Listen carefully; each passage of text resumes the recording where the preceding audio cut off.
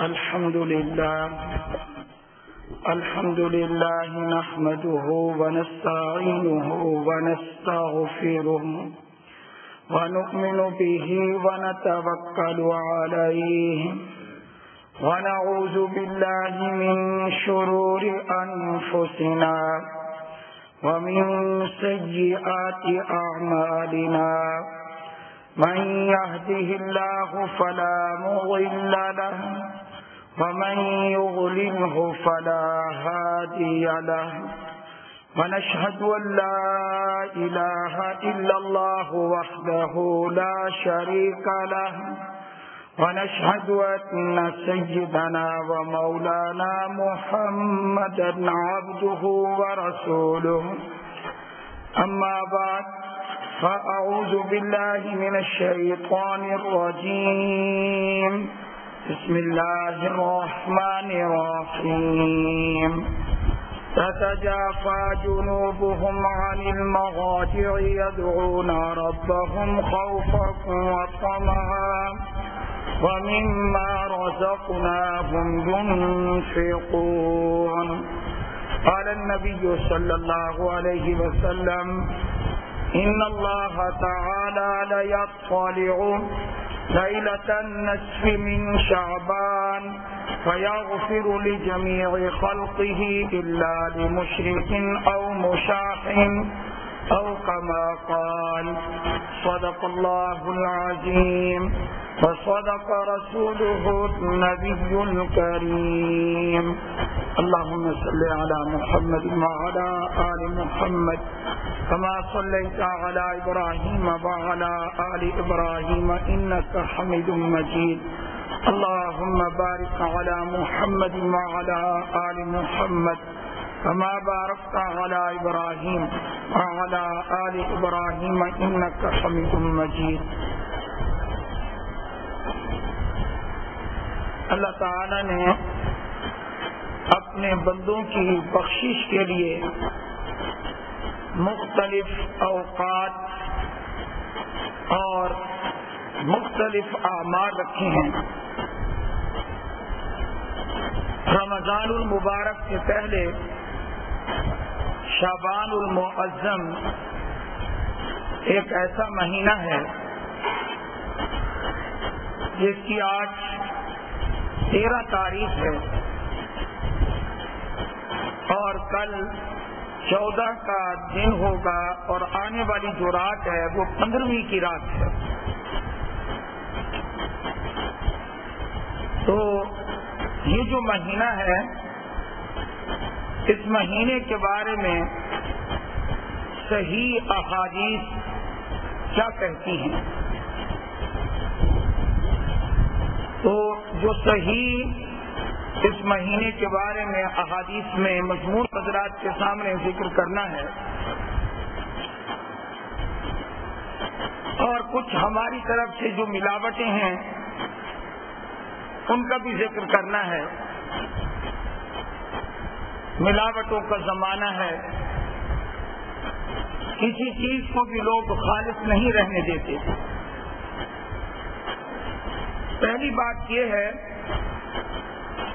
کہ قرآن کریم کی ایک آیت ہے, سورۃ الدخان کی ابتدائی آیات میں وہ آیت ہے حامیم والکتاب المبین انا انزلناہ فی لیلۃ مبارکۃ انا کنا منذرین. ہم نے قرآن کریم کو لیلہ مبارکہ میں برکت والی رات میں اتارا ہے. تو جو جمہور اہل علم ہیں, اکثر اہل علم ہیں, اکثری کو یہ فرماتے ہیں کہ شعبان المعظم کی 15ویں رات مراد نہیں ہے. لیلہ مبارکہ سے مراد وہ رات ہے جس کو دوسری صورت میں لیلۃ القدر کہا گیا ہے. اس لیے خامخواہ زور لگا کر اس رات کی فضیلت کو اس آیت سے ثابت نہیں کرنا چاہیے. اس کے علاوہ احادیث موجود ہیں. آیت میں جو لیلہ مبارکہ ہے، برکت والی رات ہے، اس سے مراد وہی برکت والی رات ہے شب قدر جس میں اللہ تعالی نے قرآن مجید کو نازل فرمایا، اور وہ رمضان المبارک میں ہے. اب رہ گئی یہ بات کہ کیا یہ جو رات آ رہی ہے 15ویں کی، اس کی بھی کوئی حیثیت ہے؟ اس سے پہلے آپ پورے مہینے کی فضیلت سنیں. ام المومنین حضرت عائشہ صدیقہ رضی اللہ تعالی عنہا فرماتی ہیں، میں نے نہیں دیکھا حضور اکرم صلی اللہ علیہ وآلہ وسلم کہ نفلی روزے آپ کسی اور مہینے میں زیادہ رکھتے ہوں. ہر مہینے میں آپ روزہ تو رکھتے تھے، ہر مہینے کے 3 دن روزہ رکھتے تھے مہینے کے اعتبار سے، 13، 14 اور 15 کی تاریخ ایام 20، اور ہفتے کے اعتبار سے 2 دن روزہ رکھتے تھے، ایک سوموار اور ایک جمعرات کو آپ روزہ رکھا کرتے تھے. لیکن یہ تو 5 روزے ہو گئے، بلکہ یوں کہیں کہ ہر ہفتے کے اعتبار سے آپ شمار کر لیں، 2 اور 2 اور 2 4، تو اس طریقے سے 8 روزے یہ ہو گئے اور 3 روزے اور شمار کر لیں آپ. تو آپ علیہ الصلوۃ والسلام کے روزوں کی جو تعداد ہے وہ ہر مہینے اکثر کے اعتبار سے جمعرات اور سوموار، ہر ہفتے 2 روزے، پھر 2 روزے، پھر 2 روزے، پھر 2 روزے، 8 یہ ہو گئے، اور 3 روزے ہو گئے ایام 20 کے. تو 11 روزے آپ علیہ الصلوۃ والسلام کے مہینے میں. رمضان کے تو خیر روزے آپ پورا رکھا کرتے تھے اور فرض روزے ہیں اور ترغیب دیتے تھے آپ، اور صحابہ میں سے کوئی بھی روزہ خور نہیں تھا. ام المومنین رضی اللہ تعالی عنہ فرماتی ہیں کہ نفلی روزے آپ نے کسی مہینے میں پورا کا پورا مہینہ آپ نے روزے رکھے ہو، یا اکثر مہینہ آپ نے روزوں میں. فرماتی ہیں آپ علیہ الصلوۃ والسلام کو میں نے جو دیکھا وہ رمضان سے پہلے شعبان کے مہینے میں حضور نے بہت زیادہ نفلی روزے رکھے. جتنے نفلی روزے آپ نے کس مہینے میں رکھے؟ شعبان. اتنے آپ نے اور مہینوں میں نہیں رکھے. اس کا یہ مطلب نہیں کہ اور روزے میں نے تفصیل سے بتا دیے، لیکن شعبان پورا کا پورا روزوں میں گزار دیتے یا اکثر گزار دیتے تھے آپ. تو یہ وہ مہینہ ہے، بڑا معظم عظمت والا مہینہ ہے، اور ہم لوگ شارٹ کٹ رستے کے عادی بن گئے ہیں. اور یہ آپ کا قصور نہیں ہے، یہ ممبر پر بیٹھنے والوں کا قصور ہے، جنہوں نے آپ کو یہ رستہ آج پر بیان نہیں ہوگا، بدعات سے بیان ہوگا. آپ خیرات کر دیں، فلاں تاریخ کو فلاں کے نام پہ بانٹ دیں، آپ بخشائیں. زکوٰۃ سے بیان نہیں ہوگا، فلاں کی نظر، فلاں کی نیاز، شرک پہ لگا دیا. اور میں اپنی تقریر میں بربلا کہتا رہتا ہوں کہ نظر و نیاز صرف اور صرف اللہ کے لیے ہے، اور کسی کے لیے جائز نہ دیا، کسی کام پہ لگا دیا لوگوں کو. کبھی جمعرات پہ لگا دیا، کبھی ختموں پہ لگا دیا، اور کبھی 12ویں، 11ویں، 13ویں، 14ویں پہ لگا دیا، کبھی برسی پہ لگا دیا. بہت ساری رسومات ہیں. آپ یہ کام فلاں موقع پہ کر لیں، آپ بخشے ہوئے ہیں. ایسے ہی معاملہ ہے. یہ جو ایک رات آ رہی ہے، یہ جو رات 15ویں کی آ رہی ہے، اس رات کے بارے میں حدیث میں کیا آیا ہے ذرا توجہ فرمائیں. کسی حدیث میں حلوے کا ذکر نہیں ہے، ذخیرہ احادیث پاک نبی صلی اللہ علیہ وسلم کا اٹھا کر دیکھ لیں، آپ نے کبھی بھی اس رات میں حلوے کا اہتمام کسی بھی صحابی کو کہا ہو اے ابو بکر آج تو شعبان کی 15ویں رات ہے، حلوہ شلوہ پکایا نہیں پکایا؟ حلوہ ہر روز کھاؤ، ہر روز پکاؤ، آپ کا اپنا معاملہ ہے، آپ کھائیں گے۔ لیکن اگر آپ یہ کہیں گے اس رات کو پکانا فرض ہے، واجب ہے اور اس کا کھانا پلانا ضروری ہے،